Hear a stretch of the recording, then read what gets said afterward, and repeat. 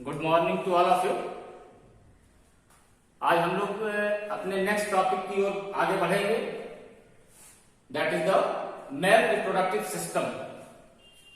जैसा कि हम सब जानते हैं कि प्रोसेस ऑफ सेक्सुअल रिप्रोडक्शन में ये जरूरी है कि दो डिफरेंट टाइप के गैमेट्स हों और उनका फ्यूजन हो। Human being sexually dimorphic organism है, यानी कि इसमें मेल और फीमेल बॉडी अलग अलग हैं और अलग अलग बॉडी से अलग अलग टाइप के गैमेट्स का प्रोडक्शन होता है। मेल बॉडी से मेल गैमेट का प्रोडक्शन होगा, फीमेल बॉडी से फीमेल गैमेट का प्रोडक्शन होगा। Collectively human male reproductive system एक कॉम्प्लिकेटेड सिस्टम है जिसमें बहुत सारे स्ट्रक्चर्स हैं। हम देख पा रहे हैं यहां कि there are the total collectively 9 components, major components हैं। इसमें the structure of testis, that is the primary sex organ, जो कि गैमेट के प्रोडक्शन का रोल परफॉर्म करता है। इसके साथ सेकेंडरी सेक्स ऑर्गन्स हैं और एसेसरी ग्लैंड्स हैं।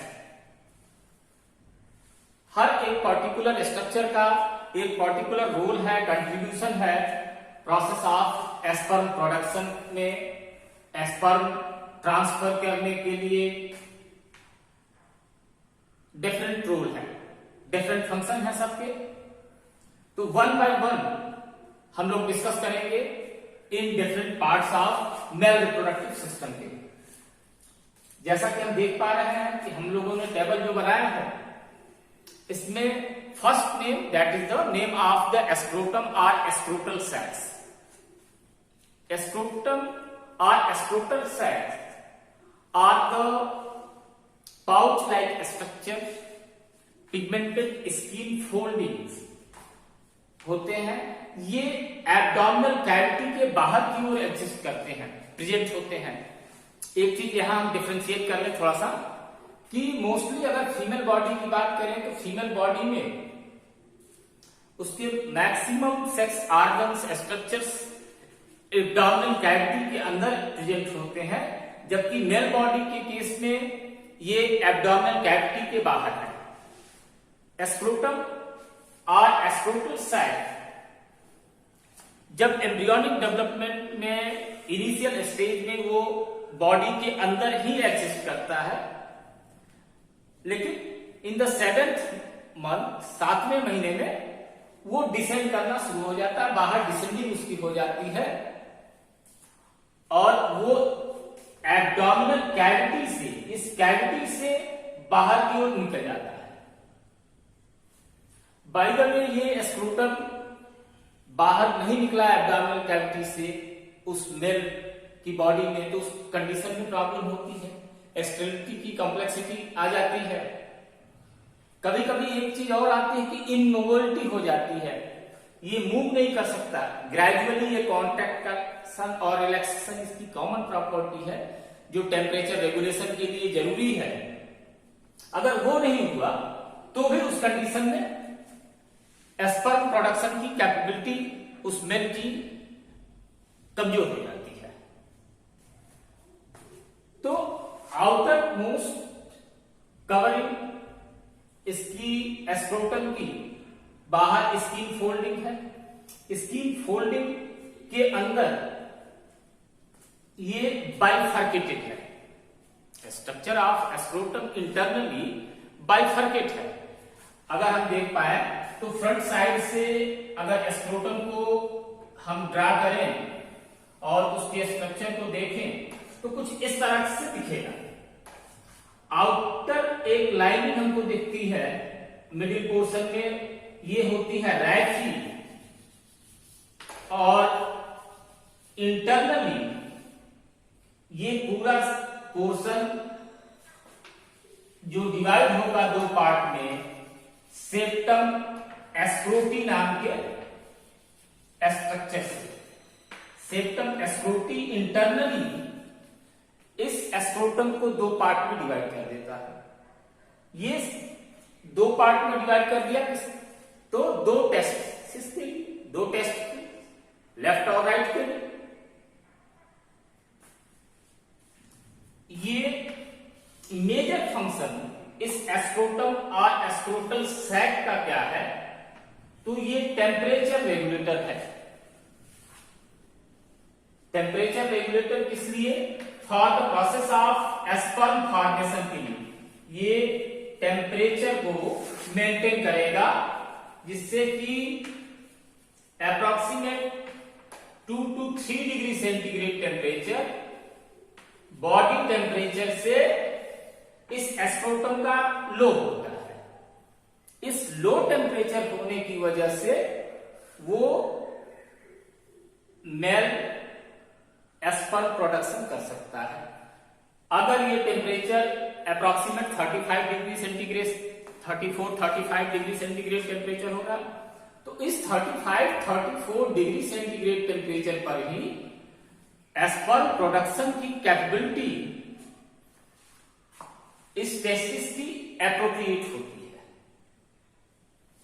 इस टेम्परेचर को ये मेंटेन करने के लिए स्क्रोटम कांटेक्ट करते हैं। अगर सराउंडिंग एटमॉस्फेरिक टेम्परेचर अगर ज्यादा होता है तो उस समय डिसेंट हो जाते हैं, रिलैक्स कंडीशन में होंगे और साइज ऑफ टेस्टिकल्स बड़ा हो जाता है। और अगर टेम्परेचर सराउंडिंग एटमॉस्फेयर का कम होगा तो उस कंडीशन में ये कांटेक्ट होके इस एब्डोमेन के करीब चले जाएंगे, जिससे क्या एडवांटेज होगा कि इसका टेम्परेचर डाउन होने से बच जाएगा। That is the structure of scrotum. Inside the scrotum, both side, left side and right side, दो पार्ट हो गए। इन दोनों पार्ट्स में there are the one pair of the testis are present. Testes are also called the spermarids. Spermarids are the primary sex organs, primary sex structures. ये primary sex structures gonads हैं। gonads और कौन? gonads का काम क्या है? तो gametes का प्रोडक्शन करना। ये गैमेट का प्रोडक्शन इस टेस्टिस में होता है। एंटायर स्ट्रक्चर ऑफ टेस्टिस जो है, कलेक्टिवली अगर हम इसको डिवाइड करें तो इसके दो मेजर पार्ट्स हो जाते हैं। एक तो प्रोटेक्टिव कोट हो जाएगा, protective covering, that is the layer of the tunica, and testicular lobule. Testicular lobule और जो सेंट्रल पोर्शन होगा जहां पर कि स्पर्म फॉर्मेशन की प्रोसेस होगी, उसके चारों तरफ टेस्टिकुलर ट्यूनिक प्रोटेक्टिव लेयर है। तो कलेक्टिवली इससे स्ट्रक्चर ऑफ टेस्टिस में के आउटर साइड में 3 प्रोटेक्टिव लेयर है, that is known as the tunica. Common term that is the tunica. First one that is the vaginalis. Vaginalis सबसे बाहर की तरफ जो होता है, ये जो होगा आउटर मोस्ट ट्यूनिका वेजाइनलिस। और इस ट्यूनिका वेजाइनलिस के अंदर दूसरा जो रीजन है tunica albuginea. Albuginea that is the very prominent होगा। ये एल्बुजिनिया का पोर्शन सबसे ज्यादा प्रोमिनेंट होता है। यही ट्यूनिका एल्बुजिनिया डिवाइड होता है और टेस्टिकुलर लॉब्यूल के स्ट्रक्चर्स बनते हैं। अप्रोक्सीमेट दोनों टेस्टिस में, हर टेस्टिस में लगभग 250 to 150 टेस्टिकुलर लॉब्यूल्स प्रेजेंट होते हैं और वो इसके इन्वेजिनेशन से होता है। ये एल्बुजिनिया का लेयर जो है इन्वेजिनेट होगा और एंटायरली पूरे पोर्शन को छोटे छोटे टुकड़ों में लॉब्यूल्स में डिवाइड कर देगा। इसके अलावा एक और लेयर प्रेजेंट होगा, ये outer most middle one, and the internal innermost tunica vasculosa. vasculosa name note कर लेंगे आप।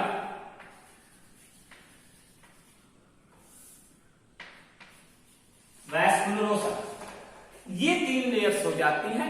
ये जो वैस्कुलोसा का लेयर है ये ब्लड सप्लाई के लिए रिस्पॉन्सिबल है। ये that is the region which is rich in blood supply. तो ये तीनों लेयर प्रोटेक्ट करती है, बाहर से होंगी। उसके बाद सेंट्रल पोर्शन जो इनर एंटायर टेस्टिकल डिवाइड हो जाएंगे। डिवाइड है अप्रोक्सीमेट कितने 250 लॉब्यूल्स में, लगभग 250 लॉब्यूल्स होंगे। ये लॉब्यूल्स जो हैं, लॉब्यूल्स हैव द सेल्स विच जिनमें की डिवीजन की कैपेसिटी प्रोमिनेंट है।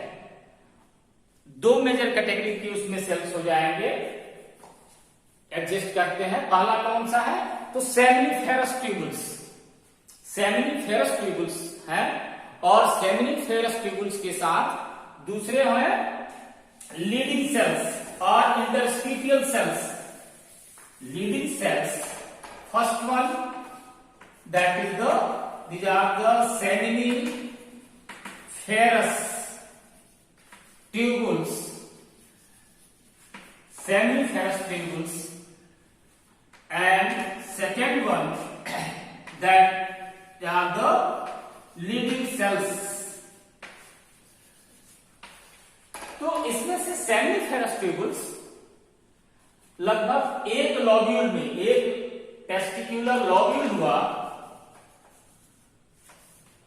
Total number of the testicular lobules 250 250। तो हर एक लॉब्यूल में ये दोनों टाइप की सेल्स प्रेजेंट है, और ये दोनों सेल्स कलेक्टिवली रिस्पॉन्सिबल हैं इसके लिए process of the sperm formation. इस एस्पर्म फॉर्मेशन के प्रोसेस में इस सेमिनिफेरस ट्यूबुल्स का कंट्रीब्यूशन क्या है, लगभग एक लॉब्यूल में, हमको पहले ये जानना है, एक लॉब्यूल में 1 से लेकर 3 सेमिनिफेरस ट्यूबुल्स है। ये सेमिनिफेरस ट्यूबुल्स लगभग एक की एस्टिमेटेड लेंथ मानी गई है अप्रोक्सीमेट 70 सेंटीमीटर। एक सेमिनिफेरस ट्यूबुल लगभग 70 सेंटीमीटर लंबा है। तो आप इमेजिन कर सकते हैं कि total number of seminiferous tubules कितने हैं और उनकी टोटल लेंथ कितनी हो जाएगी अगर ऑल टुगेदर जोड़ दिया जाए तो। ये कैलकुलेट आप करिएगा। ये सेमिनिफेरस ट्यूबुल्स लेंथ हो गया। अब इस सेमिनिफेरस ट्यूबुल्स में फिर इसके जो सेल्स हैं, सेमिनिफेरस ट्यूबुल्स के भी सेल्स जो है वो 2 कैटेगरी के हैं। एक जो कि एस्पर्म प्रोडक्शन करेंगे, जिनमें डिवीजन होगा कॉन्टिन्यूअसली, और वो एस्पर्म का प्रोडक्शन करेंगे। ठीक है, इस these are the spermatogonial cells. Spermatogonial, ये हो गई सेल्स। दूसरी होती है सर्टोली सेल्स। एंटायर लाइनिंग को अगर हम थोड़ा सा देखें,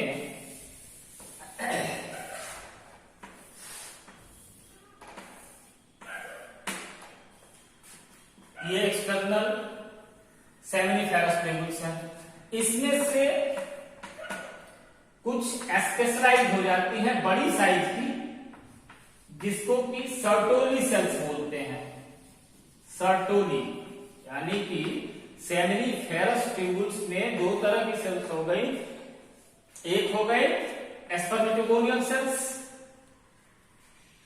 ये स्पर्मेटोगोनियल सेल्स रैपिडली डिवाइड होती रहेगी और ये स्पर्म के प्रोडक्शन का काम करती है, जबकि ये सर्टोली सेल्स या इनको कहते हैं नर्सिंग सेल्स। नर्सिंग सेल्स ये दूसरी कैटेगरी की है, ये कुछ बड़ी हो जाती है साइज में, और इनका काम क्या होता है कि कॉन्टिन्यूअसली नरिशमेंट प्रोवाइड करना जो डिवाइडिंग सेल्स हैं। ये दो कैटेगरी की सेल्स है किसमें, तो सेमिनिफेरस ट्यूबुल्स।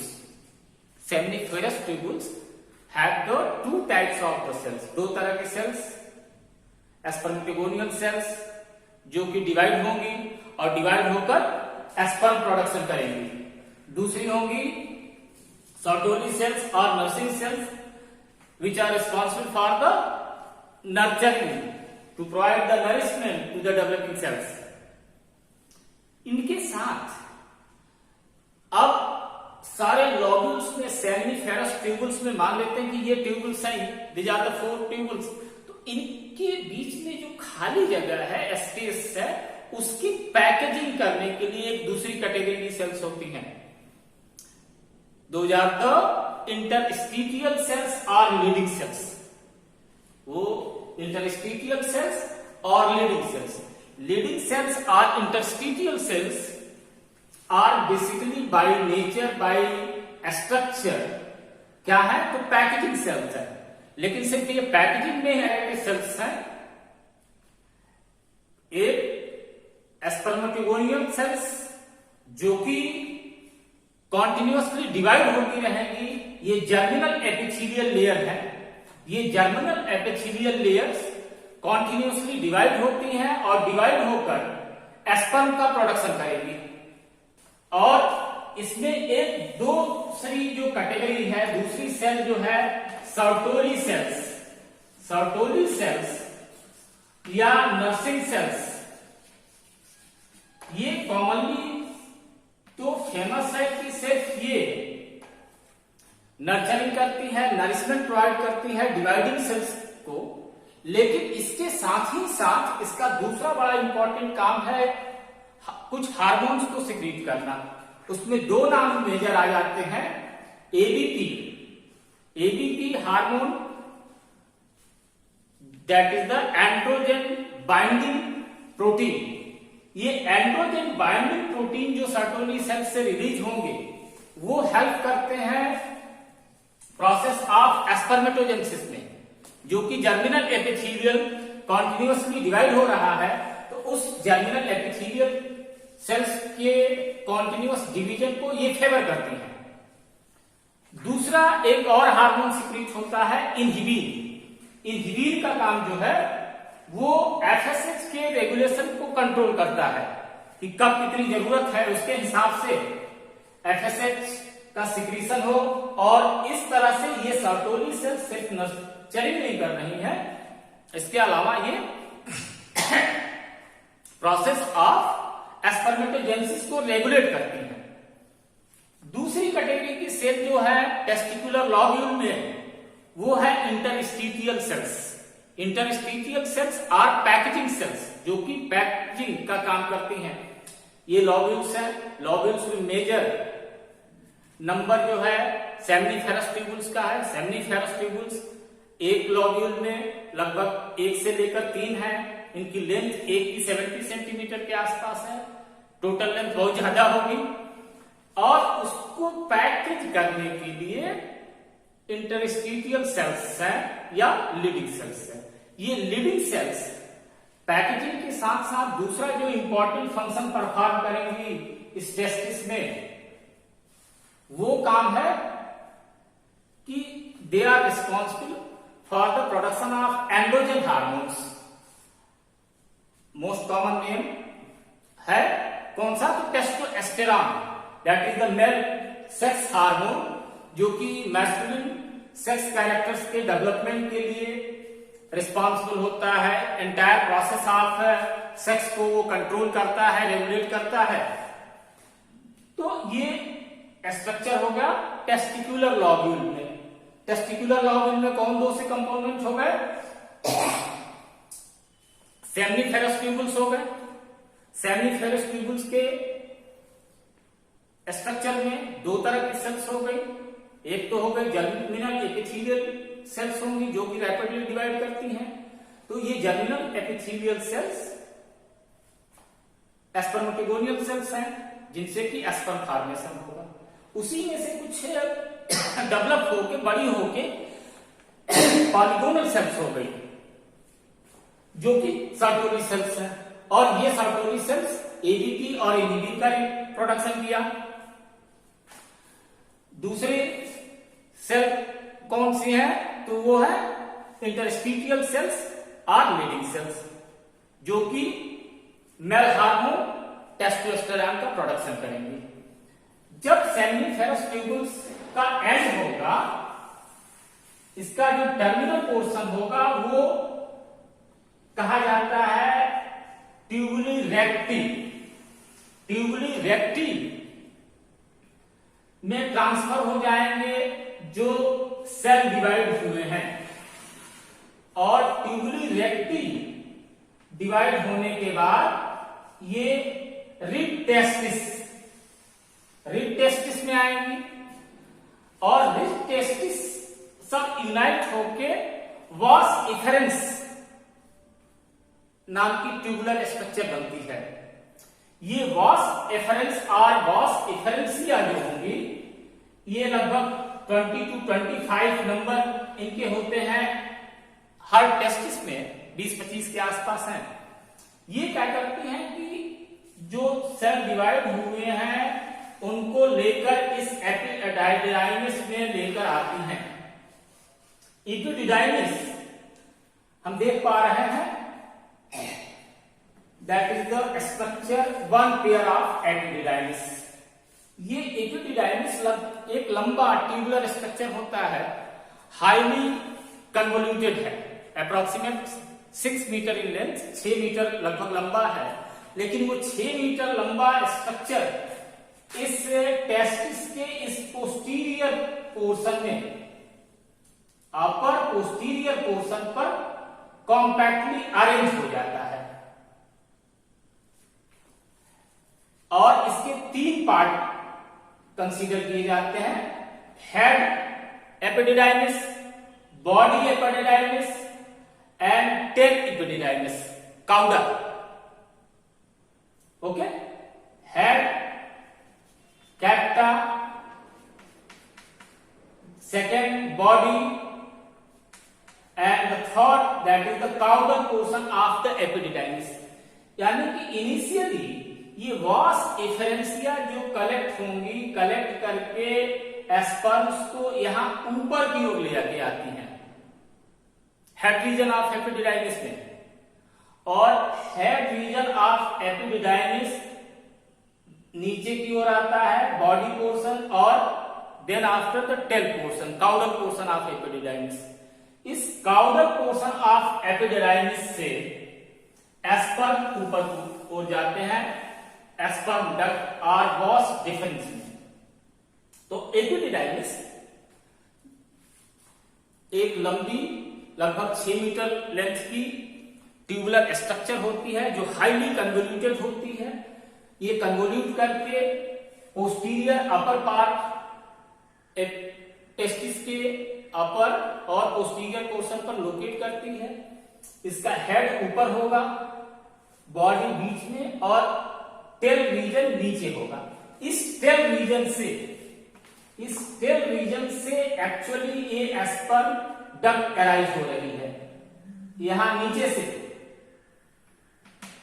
इस एपिडिडाइमिस का major function storage and maturation का होता है। लगभग ये कंसीडर किया जाता है कि एंटायर ड्यूरेशन जो है एस्पर्म फॉर्मेशन का लगभग 75 डेज का है, 75 दिनों का।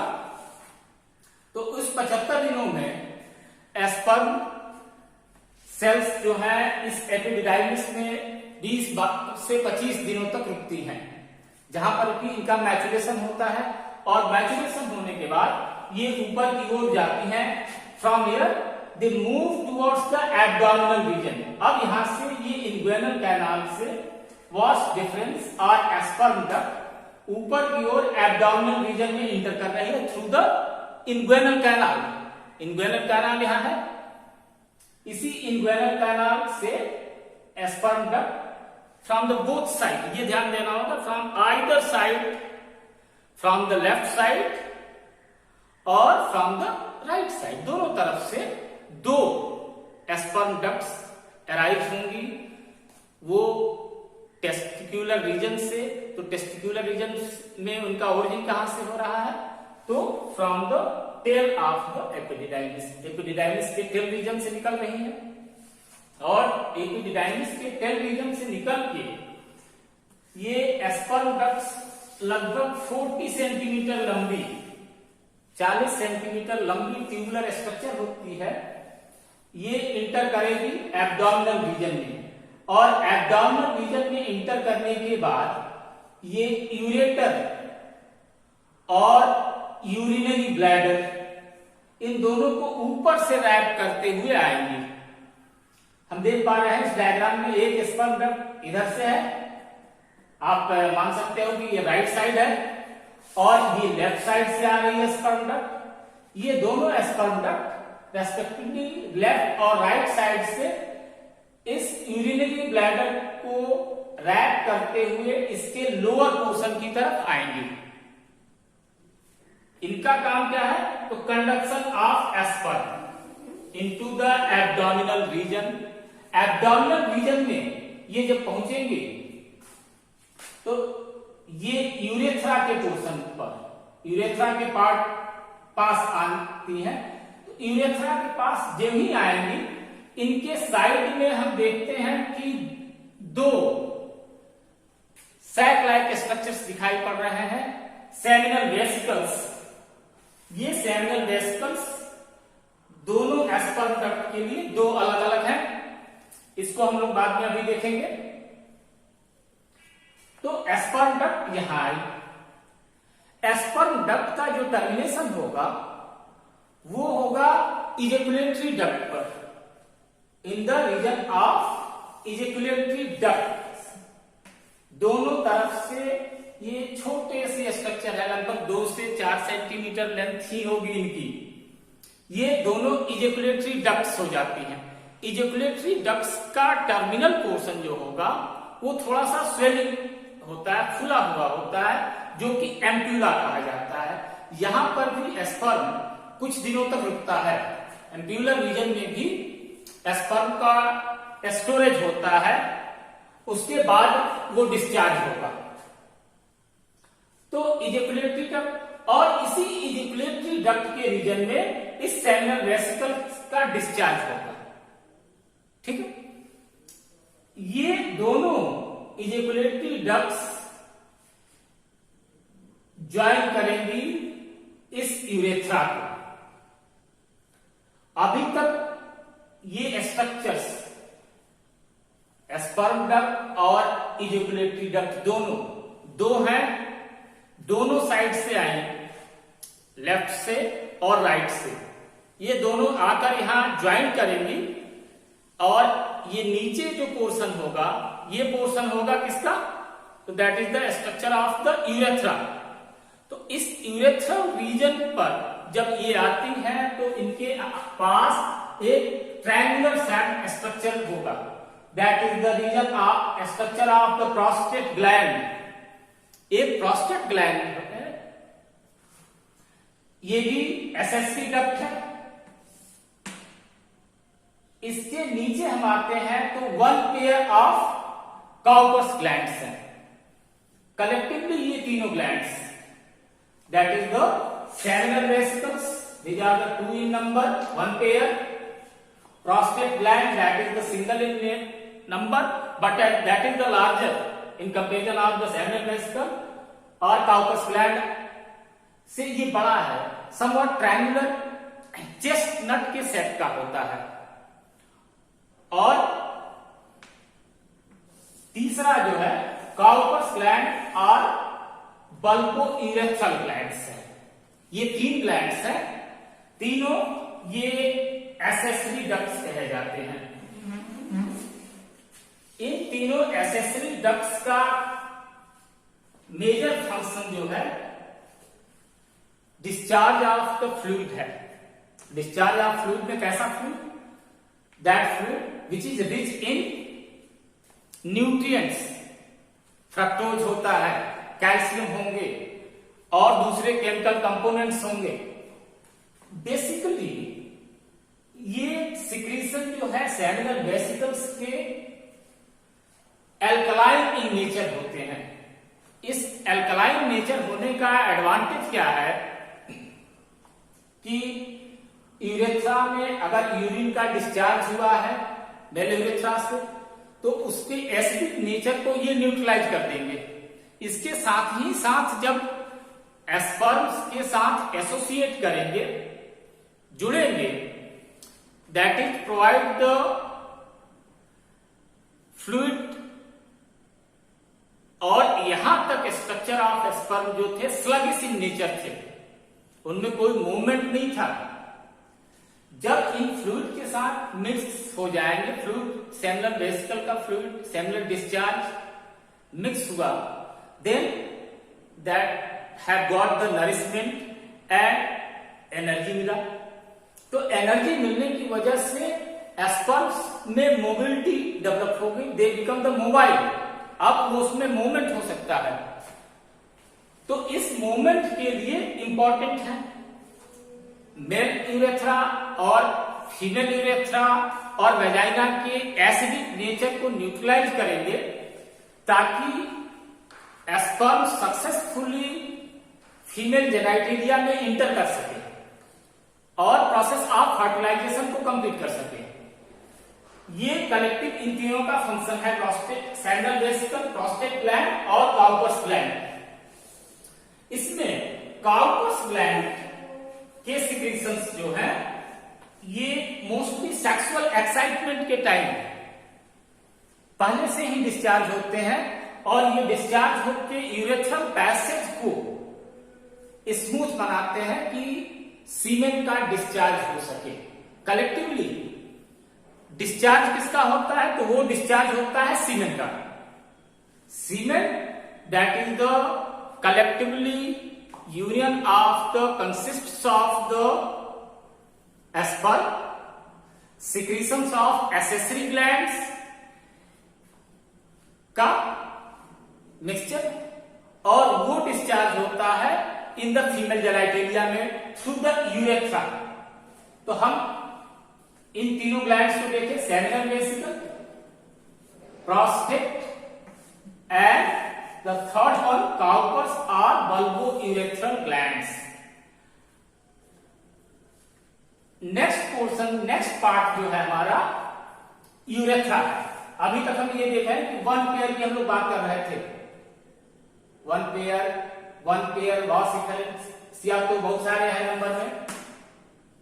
वन पेयर एपिडिडाइमिस था, वन पेयर लॉस डिफरेंस या स्पर्म डक्ट है, वन पेयर इजैकुलेटरी डक्ट है। लेकिन अब ये इजैकुलेटरी डक्ट दोनों तरफ से आकर जुड़े, इस साइड से आकर जुड़ा, एक दूसरी साइड से आकर जुड़ेगा, और ये रीजन हो गया यूरेथ्रा का। Urethra that is the long tubular structure. ये लंबा एक ट्यूब की तरह का स्ट्रक्चर है और इस लंबे ट्यूब स्ट्रक्चर का फंक्शन ड्यूअल है। मेल के केस में ये हमें ध्यान देना होगा कि male urethra is the common passage to discharge the urine as well as the semen, जबकि फीमेल में ये प्रॉपर्टी डिफरेंट है। फीमेल के केस में यूरेथ्रा सेपरेट होता है सिर्फ यूरिन के डिस्चार्ज के लिए, जबकि एक दूसरा पैसेज होता है that is the vagina for the intercourse and sexual act के लिए।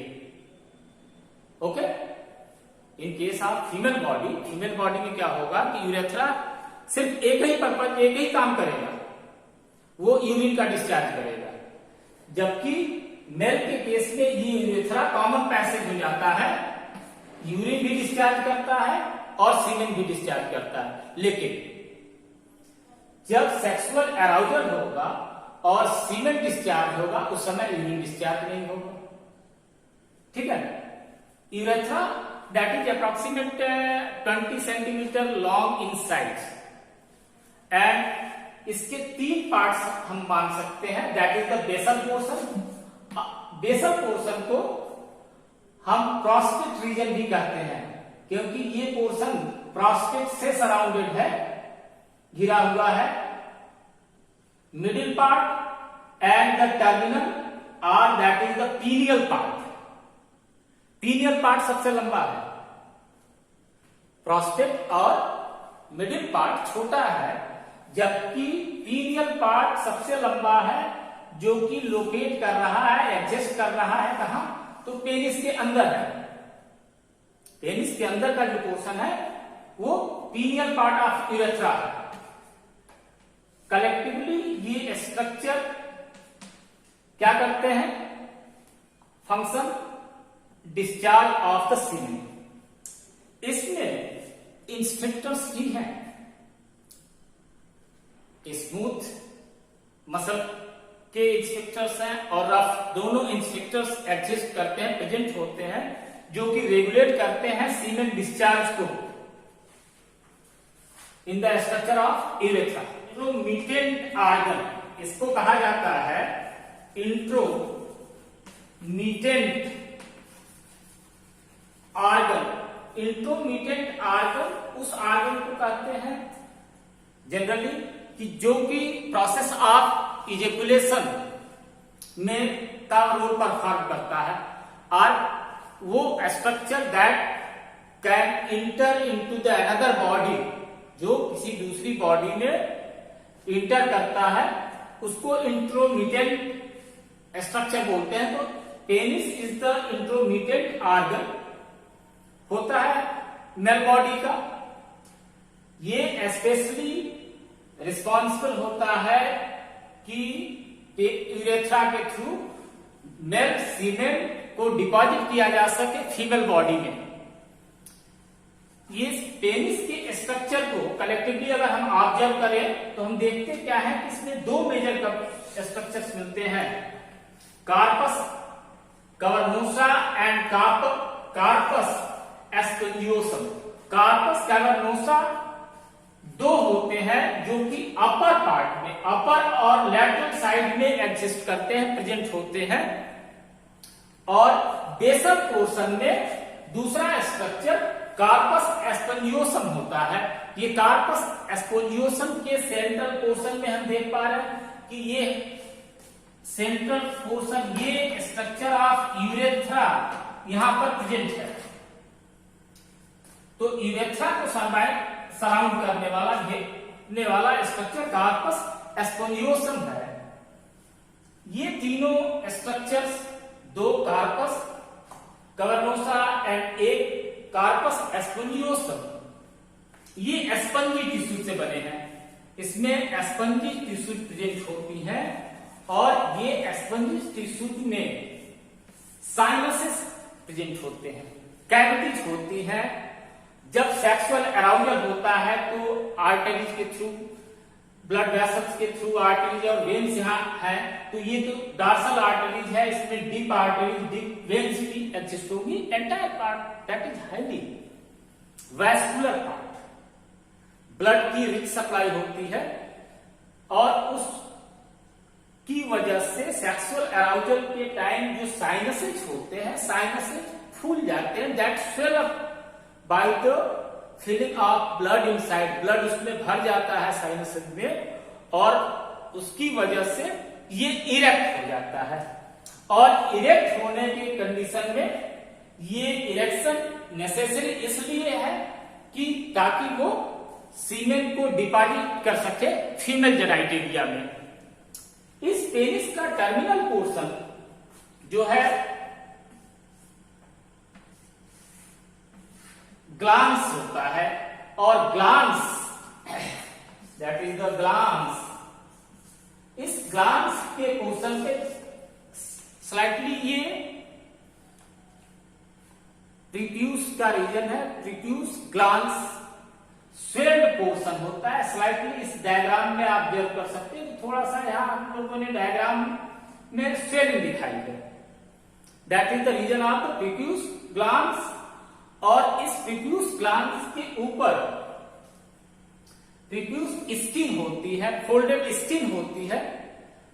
इसके साथ ही साथ इस प्रीट्यूस के रीजन में प्रीट्यूचुअल ग्लैंड्स होती हैं, ये एडिशनल प्रीट्यूचुअल ग्लैंड्स होती हैं जो कि सिक्रीट करती हैं लुब्रिकेशन के लिए फ्लूइड। एक स्पेसिफिक ओडर आता है, स्मेल आती है सीमेन के डिस्चार्ज के समय। तो वो जो स्मेल है स्पेशली इस पेपिचुअल ग्लैंड्स के डिस्चार्ज के स्मैग्मम उसका नाम होता है, उस फ्लूइड का स्मैग्मम फ्लूइड जो कि डिस्चार्ज होता है पेपिचुअल ग्लैंड से। और इस ग्लैंड से डिस्चार्ज होने के इस फ्लूइड की वजह से एक स्पेसिफिक स्मेल आती है सीमेन की।